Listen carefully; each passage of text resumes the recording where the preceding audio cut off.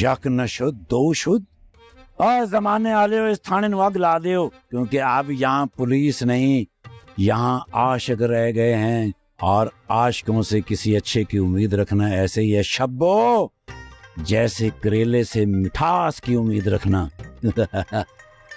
हाय सस्तिया, हाले तो सानू ये भी नहीं पता कि साडे सीने लगी अग दा सेक साडे यार नू महसूस हो भी रहा है कि नहीं। शुक्र करो शब्बो, शुक्र करो। अगर उसे इस आग का सेक महसूस हो गया ना तो उसे ही यरकान हो जाएगा, फिर वो तुम्हारा प्यार नहीं बीमार रह जाएगा, बीमार रह जाएगा, बीमार रह जाएगा।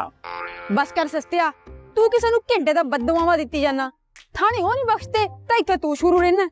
मेरी सच्ची बातों को बददुआएं समझने वाली कम अकल बकरी, तुम्हें कैसे समझाऊं कि ये दुनिया प्यार की दुश्मन थी, है और रहेगी।